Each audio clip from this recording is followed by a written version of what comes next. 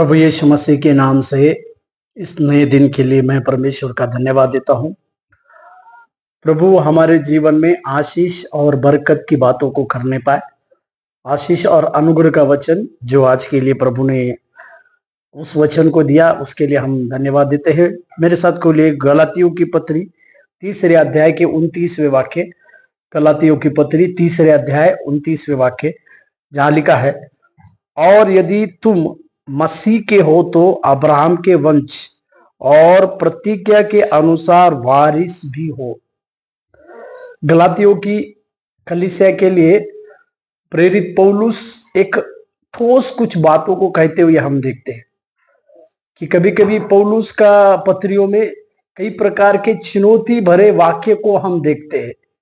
कई प्रकार के इस प्रकार चुनौती वो देते हैं अपने उस पत्री में। उसी प्रकार की एक चुनौती को इस गलातियों के कलीसिया को देते हुए कहते कि वो कहते कि यदि कोई मसीह के है तो, इसका मतलब बहुत सारे लोग मसीह के नहीं होते हैं। केवल मुंह से अंगीकार करने वालों की यहाँ पर बात नहीं हो रही है, परंतु जो लोग सच्चे मसीह को या जो लोग सच्चे हृदय से मसीह यीशु का अनुकरण करने वाले, यीशु के पथ चिन्हों पर चलने वाले हैं, ऐसे लोगों के लिए वो कहते हैं कि यदि कोई मसीह में है। इसका मतलब बहुत सारे लोग मसीह में रह के भी उस मसीह में नहीं रहते हैं। इसी के लिए वो कहते हैं कि यदि कोई मसीह में है तो, अगर हम सचमुच में उस यीशु मसीह के सारी पर्याप्त बातों को समझते हैं, यीशु मसीह के सारी बातों को अपने जीवन में लागू करते हैं, जो आज्ञाएं परमेश्वर ने दिया है उन सारी आज्ञाओं को मानते हैं, तो सचमुच में आप और हम मसीह में हैं। अगर इस प्रकार के आप और हम मसीह में हैं तो हम अब्राहम के वंश होने का अधिकार को पाते हैं।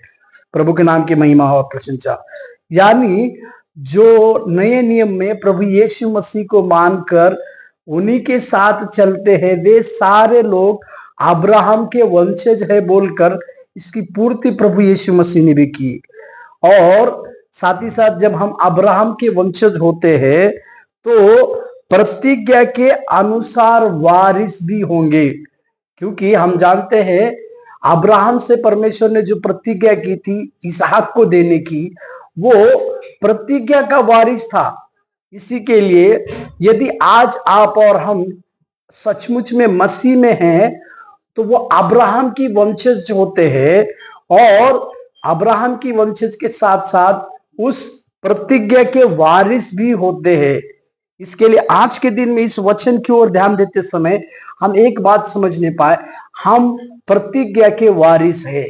इसी के लिए कोई भी किसी भी प्रकार की नुकसान की बातें हमारे जीवन में नहीं होगी, किसी भी प्रकार की षड्यंत्र की बातें हमारे जीवन में नहीं होगी, किसी भी प्रकार की बीमारी और किसी भी प्रकार की श्रापों की बातें हमारे अंदर नहीं, हमारे पास नहीं होगी, क्योंकि हम प्रतिज्ञा के वारिस है।